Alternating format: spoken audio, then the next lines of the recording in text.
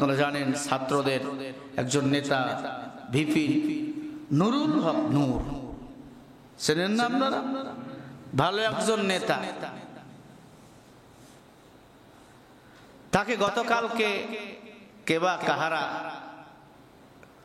তার নিজ এলাকা পটুয়াখালী গলাচিপায় অবরুদ্ধ করে রাখছে। লড়তে এক কদম দেয়নি। কেন? বলে সে আমাদের দলের বিরুদ্ধে কথা বলেছে। আল্লাহর বান্দাকে শেষ পর্যন্ত সেনাবাহিনী গিয়া উদ্ধার করছে। সেনাবাহিনী উদ্ধার কইরা আল্লাহর বান্দাকে ঢাকায় পৌঁছায় দিয়েছে। আচ্ছা বলেন, কোন মানুষ যদি সুন্নতওয়ালা হয়, কোরআনওয়ালা হয়, ইসলামওয়ালা হয়, ওই মানুষের জবান দিয়ে কি আজে বাজে কথা বাইর হতে পারে? কারণ সে তো কোরআনওয়ালা ইসলামওয়ালা নয়। যখন যেদিকে মন চায় সেদিকেই কথা বলে। ভিপি নুরুল হক নূর একবার আওয়ামী লীগের দালালি করে, একবার বিএনপির দালালি করে, একবার নিজের দলের দালালি করে, একবার ছাত্রদের কথা বলে, একবার আলেমদের কথা বলে। তার মানে এরা হলো গোলালু, সুবিধাবাদী। যখন যেদিকে যায় সে পক্ষে কথা বলে, ঠিক কিনা? আর আলুর অবস্থা এমনই হয়, ওরে গোস্ত পাইলে গোস্তও সাথে নেয়, কি ডাল পাইলে ভর্তা বানায়, কি ভাই? কোন সবজি পাইলে সাথে নিয়া সবজি বানায়। এজন্য তাকে পাইছে ভাগে আল্লাহর বান্দারা ওই পটুয়াখালী গলাচিপা এলাকায়, তার দেশের বাড়ি বরিশাল পটুয়াখালী আছে না ওইদিকে, আচ্ছা মতন ঝাড়, শুধু মারি বাকি। আল্লাহর বান্দাকে ধইরা বলছে আজকে তো খেয়েই ফেলবো, আজকে যেতে দেব না, ইত্যাদি ইত্যাদি। আচ্ছা বলেন, কোন আলেম ওলামাকে ওপেনলি এমন ভিউজ যোগ করার ক্ষমতা কোন দলের হয়েছে? বলেন।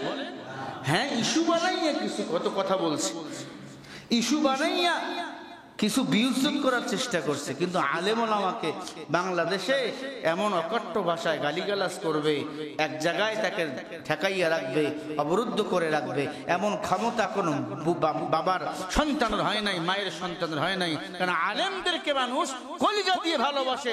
বাংলাদেশে আলেমদের জন্য মানুষ জীবন পর্যন্ত বাজি রেখে রাজপথে মিছিল মিটিং করেছে, কথা ঠিক কিনা? কারণ আলেমরা হলো নায়েবে নবী। পীর সাহেব হুজুর চরমনাই বলেন, এরপরে বর্তমান যে দলগুলো রয়েছে তারা আমাদের মাথার মণি, তারা হলো আমাদের কলিজার টুকরা। কারণ তারা শুধু আমাদের এই দুনিয়াতেই পথ দেখাবে না, তারা আমাদের জান্নাতে যাওয়ার রাস্তাও দেখায় দিবে, কথা ঠিক কিনা? কারণ তারা সতর্ক, কোরআন সুন্নাহ থেকে আমল করেন, সেই পথ আমাদেরকেও দেখাবে, এই আশা আমরা করি।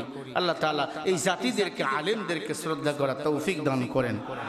দুনিয়াবি যত নেতা আছে তাদের থেকে বেঁচে থাকার আল্লাহ হেফাজত করেন, বলেন আমিন। আজকেই যদি মারা যায় আমার নাম হয়ে যাবে লাশ, আপনারাও যদি মারা যান আপনাদেরও নাম হয়ে যাবে লাশ। অতএব নিজেকে লাশ হওয়ার জন্য তৈরি রাখেন। অন্ধকার কবরে ঢুকাবার আগে একবার কবরে নামবেন। কেউ যদি মারা যায় তার লাশটা নিয়ে একটু কবরে নামবেন, চক্ষু দুইটা বন্ধ করে চিন্তা করবেন, এই কবরে আমাকেও ঢুকা লাগবে, এই কবরে আমার মা গেছে, আমার বাবা গেছে, আমার বন্ধু গেছে, আমার আপনজন গেছে, এই কবরে আমাকেও যাওয়া লাগবে। 3.5 হাত বডির মানুষ, কিসের বাহাদুরি করো, কিসের অহংকারী করো বাবা? এই দুনিয়া কিছুই না, এই দুনিয়াটা হলো মুসাফির খানা। এজন্য কই বলেন, হাম সব মুসাফির হ্যায়, কবর আখের ঠিকানা, কোই পিছে রওয়ানা হ্যায় তুহি আগে রওয়ানা। এই দুনিয়াতে যে আগে এসেছে সে আগে যাবে এমন কোন গ্যারান্টি আছে? আসার একটা সিরিয়াল আছে, যাওয়ার কোনো সিরিয়াল নাই। বাবা বেঁচে আছে, কন্যা কবরে চলে গেছে, দাদা বেঁচে আছে, নাতি কবরে চলে গেছে। ও দুনিয়ার মুসলমান, অনুরোধ করে বলি, নিজেকে আল্লাহর রঙে রঙিন করে সাজান। 5 ওয়াক্ত নামাজটা কন্টিনিউ করার চেষ্টা করেন। প্রতি নামাজে মুনাজাতে দোয়া করবেন, আল্লাহ এই নামাজ বুঝি আমার শেষ নামাজ, আল্লাহ এই নামাজ বুঝি আমার শেষ নামাজ, আল্লাহ আমার এই মুনাজাত বুঝি আমার শেষ মুনাজাত, আমার যত গুনাহ সব গুনাহ মাফ করিয়া দাও। প্রতি ওয়াক্তেই নামাজ নিজেকে মৃত্যুর জন্য তৈরি করে রাখবেন, কারণ মরণ হলো ওই পৃথিবীর মাছের ডানার মতো। এই পৃথিবীর কোনো মূল্য নাই আল্লাহর কাছে, এই পৃথিবীর কোনো মূল্য নাই। এই পৃথিবীটা হলো মাছের ডানার মতো।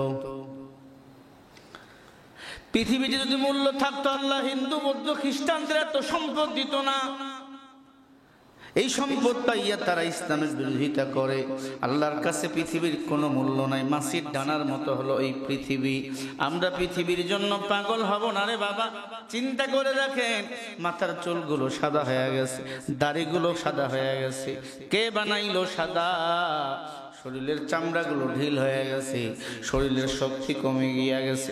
একবার নিজেকে বালিশের সাথে মাথা লাগাইয়া চিন্তা করেন মন, আমার মতো কত আল্লাহর বান্দা বাজারে ঘুমাইতেছে, আমার মতো কত আল্লাহর গোলাম হাড্ডি গুড্ডিগুলো গোস্ত পচে শেষ হয়ে গেছে। আমাকেও যেতে হবে ওই কবরে, আমাকেও থাকা লাগবে জন্মের পর জন্ম, বছরের পর বছর। ওই কবরে যদি গুনাহ নিয়ে যায়, দুই পাশের মাটি এমন ধরে চাপ মারবে, পাঁজরের হাড্ডিগুলো আটার মতো গুঁড়া হয়ে যাবে। এই দুনিয়াতে সম্মান কিছুই না, আখিরাতের সম্মান আল্লাহর কাছে বলেন দাম আছে না নাই?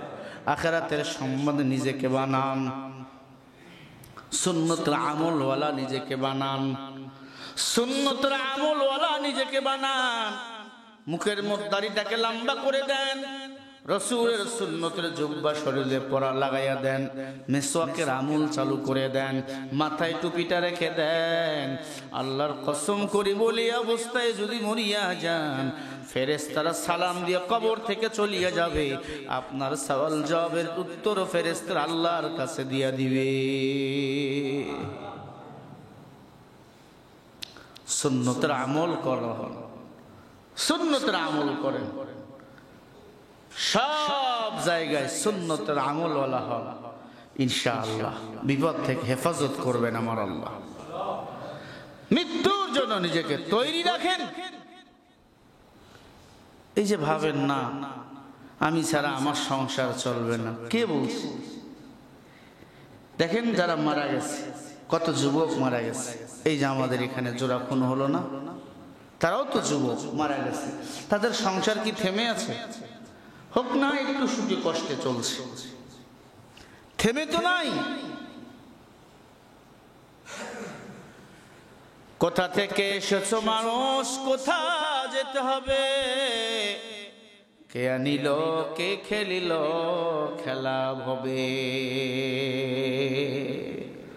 নদী পথে নৌকা চালাও ও মাঝি ভাই, বেলা ডুবার আগে আমিও পার যেতে চাই।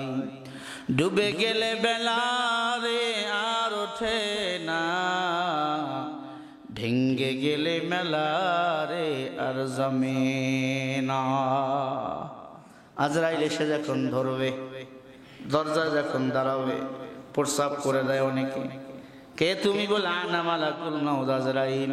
কেন আসছ? তোমার জীবন নেওয়ার জন্য আসছি। তখন আপনি আমি কি বলি জানেন? একটু সময় দাও, 2 রাকাত নামাজ পড়বো, সময় দাও।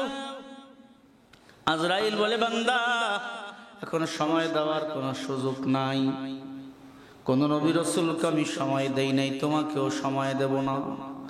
মৃত্যুর জন্য রেডি হও। মুমিন যারা হবে জবানের মধ্যে কালিমার তালকিন চালু হয়ে যাবে, আশহাদু আল্লা ইলাহা ইল্লাল্লাহ ওয়া আশহাদু আন্না মুহাম্মাদুর রাসূলুল্লাহ। বেঈমানের জব্বাটা কাট হয়ে যাবে, প্রস্রাব করে ফেলবে, পায়খানা করে ফেলবে। ইমানদাররা অনেক সময় প্রস্রাব পায়খানা করে ফেলে, কারণ মউতের যন্ত্রণা এত কঠিন। একটা আঙ্গুল কেটে গেলে কত চোখ দিয়ে পানি বাইর হয়, কত যন্ত্রণা হয়। আসমান জমিনটার বুকের মধ্যে চাপ দেওয়া হয়, এমন ওজন আজরাইল দিয়ে দেয়। মৃত্যুর যন্ত্রণা বড়ই কঠিন। দেখেন না, টেরাকে ধাক্কা দেয়, মগজটা আলাদা হয়ে যায়, হাড় হাড্ডিগুলো আলাদা হয়ে যায়। আল্লাহ পাক এমন একটা ওয়েট তারকে চালাইয়া দেয়। মৃত্যুর যন্ত্রণা বড় কঠিন। আল্লাহর হাবিব সাল্লাল্লাহু আলাইহি ওয়াসাল্লাম বলে, উম্মত, মৃত্যুর যন্ত্রণা থেকে যদি বাঁচতে চাও সব সময় জিহ্বার মধ্যে কালিমার তালকিন লাগায়া দাও। আছে কালিমা জবানে, হন জবানে ফাহশা কথা, খারাপ কথা মুখ দিয়া সব সময় চলছে। জবানের নূর কমে গেছে তোমার আমার। জবানে জিকির নাই, কালিমা নাই, আওয়াজ নাই। আল্লাহর কসম, যেই জবানে আল্লাহ পাকের নাম উচ্চারণ হবে না ওই জবানের আল্লাহর কাছে কোনো মূল্য নাই। আর যেই জবানে আল্লাহর নাম, সেই জবানের পাওয়ার বলেন আছে না নাই? সবাই বলেন আছে না নাই? আল্লাহ হেদায়েত দান করেন। জোরে বলেন আমিন। আরো জোরে বলেন আমিন। সুন্নতের আমল করব তো? জোরে বলি ইনশাআল্লাহ।